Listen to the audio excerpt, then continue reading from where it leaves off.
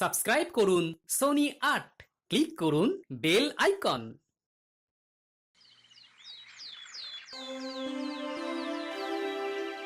আমি আর এভাবে কাজ করতে পারছি না মহারাজ। আমার এ রাজ্যের মন্ত্রী হিসেবে খুব অপমানিত বোধ হচ্ছে। বেশি চুরি চামারি করলে অপমানিত বোধ হয় স্বাভাবিক। কি বললে? হ্যাঁ, আমি চোর? ও সব বাদ দাও তো, আগে বলো তোমার কি সত্যি বোধোদয় হয়েছে? বোধোদয় হলেই ভালো। কারণ চুরি যাওয়া মোহরের পরিমাণ তো ওদিকে আকাশ ছুঁই ছুঁই। এসব কি বলছেন মহারাজ? দেখো মন্ত্রী, বেশি ভণিত আমার ভালো লাগে না। যা বলার তা তাড়াতাড়ি বলুন মন্ত্রীমশাই। এ রাজ্যের একজন ভাঁড়ের বেতন মন্ত্রীর বেতনের প্রায় সমান সমান। তাদের দুজনের বেতনের ভেতরে ফারাক প্রায় নেই বললেই চলে। আমি তো ভাবছি ভাঁড়ের বেতন এই মাস থেকে মন্ত্রীর বেতনের থেকেও বেশ কিছুটা বাড়িয়ে দেব। মহারাজ, আমি বলতে বাধ্য হচ্ছি, আপনি কিন্তু একটু বেশি পক্ষপাতিত্ব করছেন। কোন রাজ্যে এমনটা হয় না। মন্ত্রীমশাই রাগ করবেন না, আপনি একটু খোঁজ নিলে এটাও জানতে পারবেন যে অন্য রাজ্যের ভাঁড়ের বেতন আর মন্ত্রীর বেতনের ভিতরে কেন অত্যধিক ফারাক রয়েছে। এটা আবার খোঁজ নেওয়ার কি আছে? অন্য রাজ্যের রাজারা তো আর সবাই নির্দিষ্ট একজনের প্রতি পক্ষপাতিত্ব করেন না, তাই সেখানে সবাইকে তাদের পদ অনুযায়ী বেতন দেওয়া হয়। ভুল কথা। আসল সত্যিটা হলো আমার রাজ্যে মন্ত্রীর থেকেও একজন ভাঁড় বেশি কাজ করে, আর অন্য রাজ্যে তো আর সেটা হয় না। বরং আমাদের মহারাজকে এদিক থেকে ভালো বলতে হবে, কারণ উনি কাজের ভিত্তিতে বেতন দেন না। কি সর্বনাশ! যদি মহারাজ কাজের ভিত্তিতে বেতন দিতেন তাহলে মন্ত্রীমশাই ঘরে একদম শূন্য বেতনে যেতেন। মহারাজ, আপনিও হাসছেন? কোথায় আমার অসুবিধাটা একটু বোঝার চেষ্টা করবেন। দেখুন মন্ত্রীমশাই, আপনি না থামো গোপাল, থামো। তোমার ওই মাথা ভর্তি টাক আর হাতির মতো। মন্ত্রী, তোমার এতবার বেড়েছে, নিজে একজন সভাসদ হয়ে আরেক সভাসদের চেহারা নিয়ে ব্যঙ্গ করছো। ছি ছি ছি ছি। না না না না না না, এসব আমি একদম বরদাস্ত করব না। বেরিয়ে যাও, বেরিয়ে যাও আমার সভা থেকে। যাও যাও। মহারাজ, মহারাজ, আমার কথাটা একবার শুনুন মহারাজ। না না, আমার আর কিচ্ছু শোনার নেই মন্ত্রী। তোমার মন কুমানসিকতায় ভরে গেছে। তোমার শুদ্ধাচারের প্রয়োজন। তুমি যদি নিজেকে এই ধরনের মনোবৃত্তি থেকে শুধরে নিতে পারো, তাহলেই আবার এই রাজসভায় ফিরো, না হলে নয়। আমায় মাফ করে দিন মহারাজ, এমনটা আর হবে না। ওই যে বললাম, নিজেকে পাল্টাতে পারলে ফিরে এসো। তুমি এক কাজ করো, তীর্থে যাও, মনকে শুদ্ধ করো, তারপর ফিরো। আর হ্যাঁ, অশুদ্ধ মন নিয়ে শুদ্ধতার ভান করে এই রাজ্যে প্রবেশের পর যদি কোনো বাজে কাজে ধরা পড়ো, তাহলে মনে রেখো, তখন এই রাজ্য থেকে সোজা বার করে দেব। যাও যাও, এক্ষুনি বেরিয়ে যাও।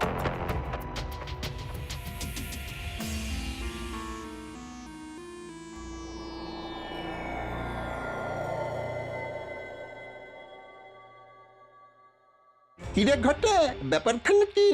মন্ত্রীমশাই আমাদের ডেকে নিজে এমন উদাস হয়ে বসে। কবি টবি হবে নাকি? আমার মনটা খুব খারাপ রে, তার সাথে বেশ রাগও হচ্ছে। কার উপরে?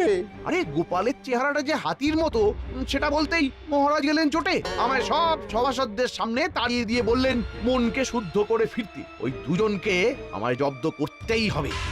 বুঝেছি বুঝেছি, তাই আমাদের ডেকেছেন, তাই তো? সবই তো বুঝিস, সব কথা কি আর মুখে বলতে হয়? কিছু একটা পরিকল্পনা কর। আমাদের হাতটা গরম করে দিন, কাজ হয়ে যাবে। আমার এখন মাথা গরম আছে, তাই তোদের হাতের বদলে উড়ন আর বসন দিয়ে কান গরম করে দিতে পারি। সুতরাং এখন যা, আগে কাজের কাজটা কর। বেশ, তাহলে আসি। কাল ভোরে এই পরিকল্পনা করে আপনার বাড়ি যাচ্ছি। বেশ হয়েছে, বেশ হয়েছে। মহারাজ মন্ত্রীকে বার করে দিয়েছেন। হ্যাঁ, মানুষের চেহারা ভারী হতেই পারে, তা বলে এমন কথা কেউ বলে? মন্ত্রীমশাই বরাবর অমন স্বভাবেরই লোক, বুঝলে। যাদের স্বভাব এমন হয় তারা হাজার চেষ্টা করলেও সহজে বদলায় না। হ্যাঁ, গিন্নি, চেষ্টাটাও সৎ হতে হয়, না হলে এরকমও মানুষ করে যে ভিতরে ভিতরে কোনো চেষ্টা করে না, এদিকে মুখে বলে চেষ্টা করেও কোনো লাভ হচ্ছে না। মানুষ চেষ্টা করলে সব পারে গিন্নি। তোমার সাথে মন্ত্রী মশাই এরকম করলে না আমার খুব খুব রাগ হয়। হ্যাঁ না, এর জন্য আমার কোনো আক্ষেপই নেই গিন্নি। আমি আমার রাজ্যকে ভালোবাসি, তাই করি। তাছাড়া একজন রাজ্যবাসী হিসেবে এটা তো আমার কর্তব্য। সত্যি, তোমার জন্য না আমার না খুব গর্ব হয় গো। আর আমারও তোমার জন্যে।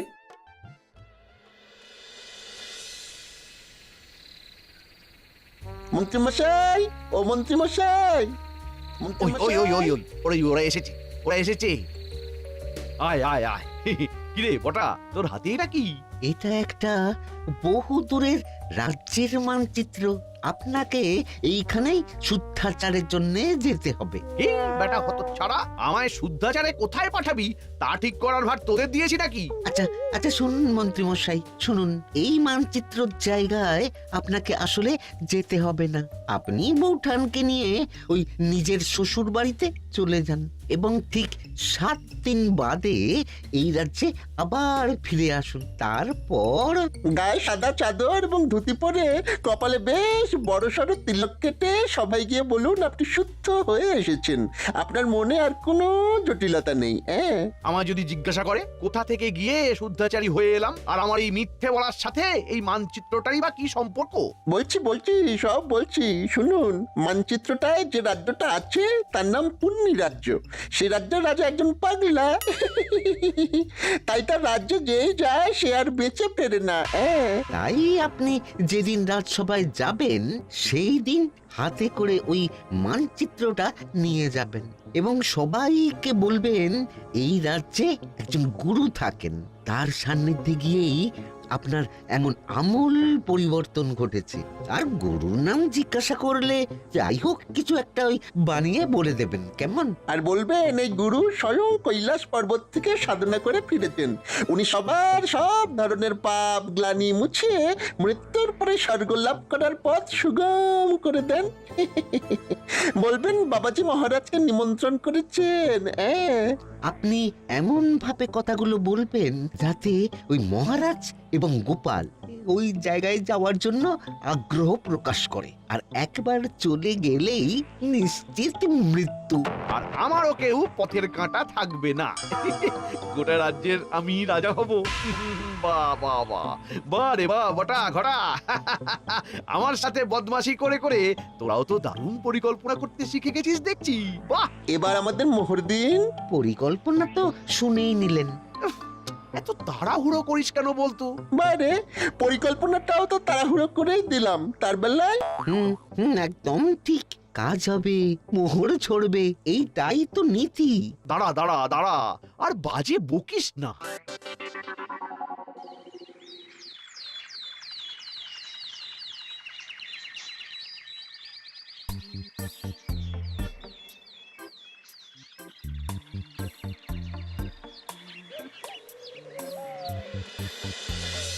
কি বলছো গোপাল?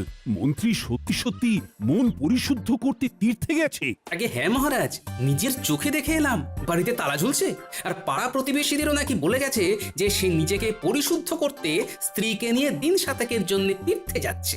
বাবা, আমার এক কথাতেই যে মন্ত্রী এভাবে তীর্থে যাবে ভাবতেই পারছি না। যাকে এখন মন্ত্রীর সুমতি হলেই হলো, কি বলেন? যা বলেছ। আচ্ছা মহারাজ, আমি তাহলে আজ আসি। হ্যাঁ, বেশ বেশ বেশ। ও গোপাল, একটা কথা ছিল। বলুন মহারাজ। বলছি যে যতদিন না মন্ত্রী ফিরছে তুমি কি আমার রাজ্যের নতুন মন্ত্রী হবে? ও বাবা, ক্ষমা করুন মহারাজ, আমি এই রাজ্যের ভাঁড় হিসেবেই ঠিক আছি। ওইসব ভারী ভারী পদে আমায় বসাবেন না মহারাজ। আমি জানতাম তুমি ঠিক এই উত্তরটাই দেবে। বেশ গোপাল, ঠিক আছে, তুমি এখন আসতে পারো।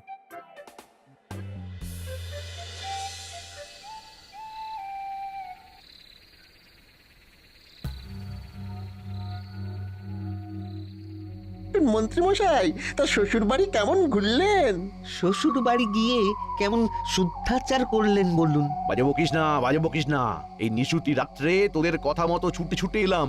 এদিকটার কেমন পরিস্থিতি সেটা আগে বল শুনি। মহারাজ গোপালকে রাজ্যের নতুন মন্ত্রী করতে চেয়েছিলেন, কিন্তু গোপাল রাজি হয়নি।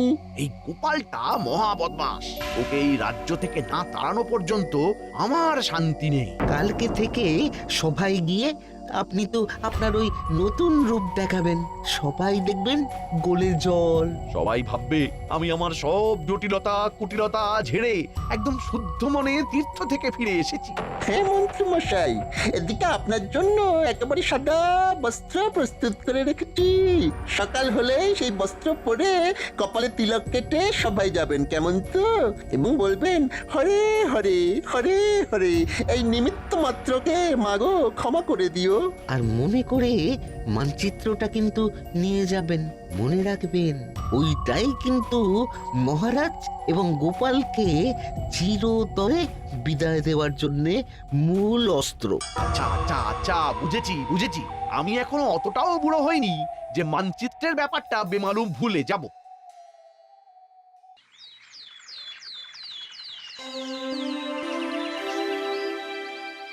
তাহলে সবাই বলছো নতুন পদ্ধতিতে কাজ করতে কোনো রকম অসুবিধে হচ্ছে না, তাই তো? না মহারাজ। বেশ, শুনেও ভালো লাগছে। তোমরা এভাবেই সবাই একে অপরের পাশে থেকে মন দিয়ে কাজ করে যাও। হ্যাঁ মহারাজ।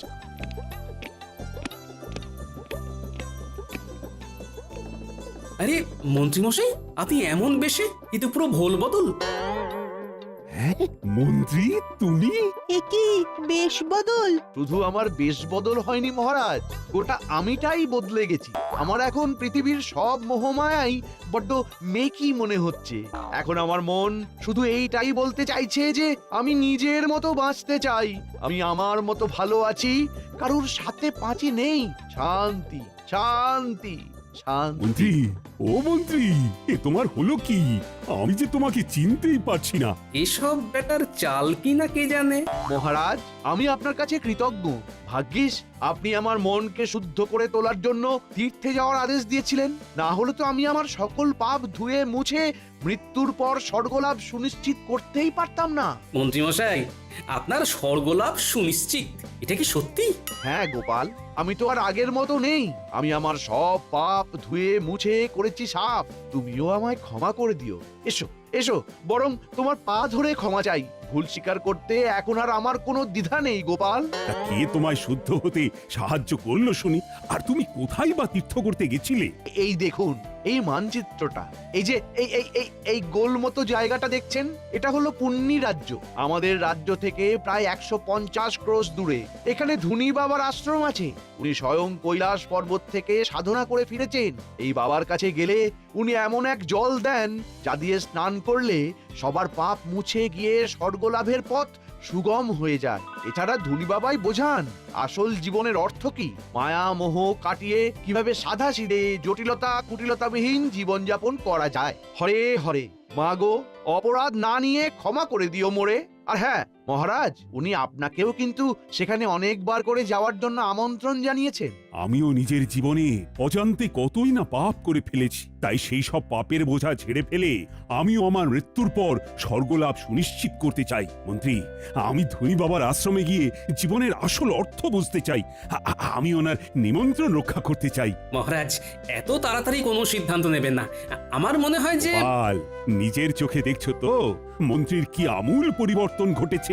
এরপরে আমি আর ধনী বাবার কাছে না গিয়ে থাকতে পারি, বরং তোমারও আমার সাথে যাওয়া উচিত। আজ্ঞে মহারাজ, আমি? আচ্ছা বেশ, আমিও যাব। আমরাও যাব মহারাজ। না না না, দেখো, সবাই মিলে এক্ষুনি গেলে হবে না। আগে আমি আর গোপাল ঘুরে আসি, তারপর তোমরা দলে দলে যেও। একদম ঠিক। তাহলে মহারাজ, কবে রওনা দেবেন? হ্যাঁ, কাল একদম ভোরেই রওনা দিতে চাই, বেশি দেরি করে তো লাভ নেই। আচ্ছা মন্ত্রী, আমি যেহেতু কদিন থাকছি না, তাই তুমি একটু কষ্ট করে রাজ্যটা সামাল দিও, কেমন? মহারাজ, আমায় আবার এসবের মধ্যে কেন জড়াচ্ছেন? রাজ্যপাঠ আমি যে দিয়েছি ছেড়ে। এই কটা দিন একটু সামলে দাও মন্ত্রী, আমি কিছু শুনতে চাই না। বেশ মহারাজ, আপনি যখন বলছেন তখন তাই হোক। ও মন্ত্রী, আরেকটা কথা, বাবার কাছে যাওয়ার জন্য কি কোনো রকম বিশেষ নিয়মপত্র আছে?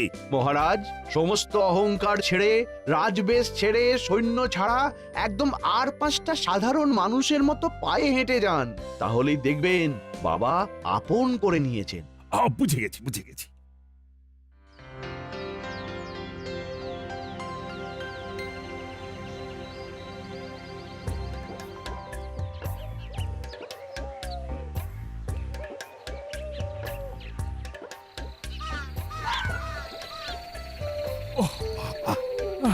বাবা গো, মা গো, আর কতটা পথ গোপাল। হ্যাঁ, হাঁটতে হাঁটতে পা ফুলে গেল তো। মহারাজ, বুঝতেই পারছি আপনার খুব কষ্ট হচ্ছে, কিন্তু আরেকটু কষ্ট করে ওই বট গাছটা পর্যন্ত চলুন, তাহলে আপনি পুণ্যি রাজ্যে প্রবেশ করে ফেলবেন। ওই বট গাছটা থেকে শুরু হচ্ছে পুণ্যি রাজ্য। গোপাল, ও গোপাল, আজ রাত্রিটা থাকবো কোথায় বলো তো? ওই বট গাছের নিচেই কি কাটাতে হবে? হ্যাঁ মহারাজ, আপাতত তাই তো মনে হচ্ছে, কারণ ত্রিসীমানায় তো কোনো বাড়ি দেখছি না। আর মানচিত্র অনুযায়ী আমরা পুণ্যি রাজ্যে প্রবেশ করলেও বাবার আশ্রম আরো খানিকটা দূরে রয়েছে মহারাজ, যেখানে আপনি কাল সকালের আগে যেতে পারবেন না। বেশ, তাহলে গাছের নিচেই রাতটা কাটাই আর কি। পুণ্যি রাজ্যে এসে পুণ্য করতে একটু কষ্ট তো সইতেই হবে। একদম চিন্তা করবেন না মহারাজ, আপনি নিশ্চিন্তে ঘুমন, আমি জেগে আছি।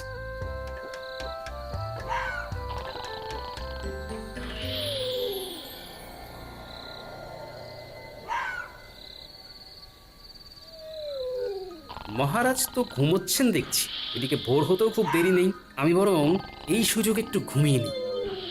এই গবা, কি করবি বলতো? রাত তো শেষ হতে চললো, এখনো আমাদের ওই দুজনের মধ্যে কেউ একটাও চোর ধরতে পারলাম না। দেখাবা এরকম আমাদের পাগলা রাজার মতন কাউকে নিয়ম তৈরি করতে দেখেছিস? কি যে নিয়ম, প্রত্যেক প্রহরীকে কিনা বাধ্যতামূলকভাবে প্রতি রাত্রে একটা করে চোর ধরতেই হবে। সত্যি আপাদ মস্তক খ্যাপা রাজা। আরে আরে ওই গবা, ওই দেখ দুজন লোক বট গাছের নিচে শুয়ে, ওদেরকে ভিনদেশি চোর বানিয়ে ধরে নিয়ে যাবি? তাই করি চল, না হলে আমরা আপাদমস্তক পেটে মার খাবো। চল চল ভৌরি বেটাদের। এই কে কে কে তোমরা হাত পা বাঁধছো কেন? আমরা কিছু করিনি, আমাদের বেঁধো না, ছেড়ে দাও। চল বেটা চল, চোর সাজবি চল।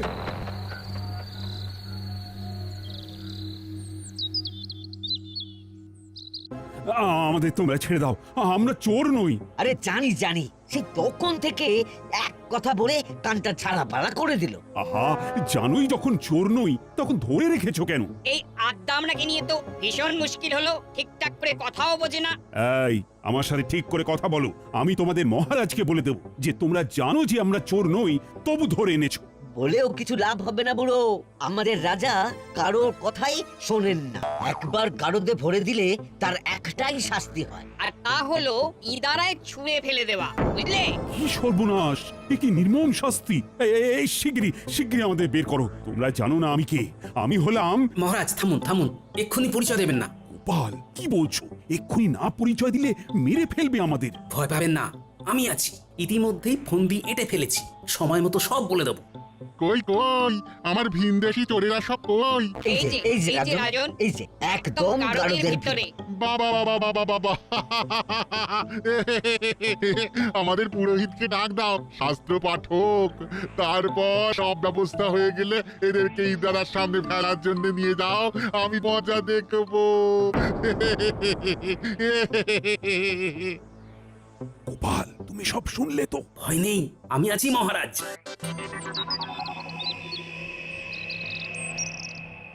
তাহলে সব প্রস্তুত তো? হ্যাঁ, এই এই তুমি ওদিকে ওনার কাছে যাচ্ছ কেন? আমাকে ঠাকুরের নাম শোনাতে। মরতে যাচ্ছি তো তাই। মহারাজ, আপনি এবারে আমার সাথে মারপিট শুরু করবেন। ওরা যদি জানতে চায় কেন মারপিট করছি, তাহলে বলবেন আমরা পেশায় জ্যোতিষী। আমরা গণনা করে দেখেছি যে আজ দুজনের ভেতরে যেজন আগে ইদারায় ঝাঁপ দিয়ে মরবে সে স্বর্গবাসী হবে এবং পুণ্য লাভ করবে। বেশ বেশ, মুক্ত করে দাও দুজনকে, মুক্ত করে দাও। আমি আগে ইদারায় ঝাঁপ দেবো। না, আমি। তবে রে বেটা, দেখ কেমন মারি তোকে। আয় আয়, আমিও মজা দেখাচ্ছি। কি তোমরা থামো, তোমরা থামো, তোমরা থামো, তোমরা কারা শুনি? হ্যাঁ, এভাবে মারপিট করছো কেন? আমরা জ্যোতিষী, গণনায় দেখেছি যে আজকে ইদারায় ঝাঁপ দিয়ে আগে যে মরবে সে পুণ্য লাভ করবে এবং স্বর্গবাসী হবে। কি তোমরা চোর নও? আজকে যে ছাপ দেবে সে স্বর্গবাসী হবে, পুণ্য লাভ করবে। হ্যাঁ, তাহলে তোমরা আর কষ্ট করে ঝাঁপাবে কেন? আমি ঝাঁপ দিচ্ছি, আমার পুণ্য লাভ হবে, স্বর্গবাস হবে। দুটোরই প্রয়োজন আছে। এই 1 2 3। রাজন, উফ, কি বাঁচলাম বাবা। আমরা এখন কি করব? তোমরা শিগগির আগে ওনাকে তোলার ব্যবস্থা করো। আসলে আজকে এরকম কিছু ঘটবেই না। আর আমরা কেউ জ্যোতিষীও নই। উনি হলেন কৃষ্ণনগরের মহারাজ রাজা কৃষ্ণচন্দ্র, আর আমি হলাম গোপাল ভাঁড়। আমরা এখানে ধনী বাবার আশ্রমে যাব বলে এসেছিলাম। কি ধনী বাবার আশ্রম, কিন্তু এখানে তো এইরকম কোন আশ্রম নেই। ঠিক বলছো? হ্যাঁ ও ঠিকই বলেছে। বেশ বুঝে গেছি আসল ব্যাপারখানা কি। আমরা চললাম, তোমরা ওনাকে বাঁচাও।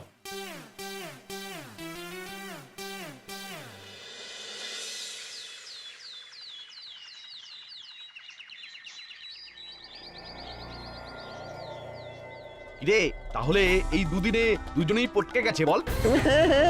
পাগলা রাজা কাউকে আস্ত রাখে না, সবাইকে জোর অপবাদে ইনারাই ফেলে মারে। সব এখন ছাড়তো। এইদিকে ওই দুদিনের ভিতরেই মন্ত্রী মশাইয়ের চুরি করা মোহরের সংখ্যা দেখো, 9 করে 700টা। কি কাণ্ড দেখেছো? সব বেটা মন্ত্রীর ভড়ংবাজি। চলুন এবার ভিতরে যাই। এই বেটা মন্ত্রী, ষড়যন্ত্রী, এসব তোমার বদমাইশি। চলুন মন্ত্রী মশাই, এবারে আপনাকে এই দাঁড়ায় ফেলবো। ওরে বাবারে, ওরে বাবারে, ভূত ভূত ভূত ভূত! ঘটা পালা। আমরা ভূত নই। চলো মন্ত্রী, চলো এবার। আমায় ছেড়ে দিন। ও বাবা গো, ও মা গো, কে আছো গো? বাঁচাও, বাঁচাও, আমায় ছেড়ে দিন, আমায় ছেড়ে দিন। For more updates, subscribe to our channel, click the show links and enjoy watching the videos.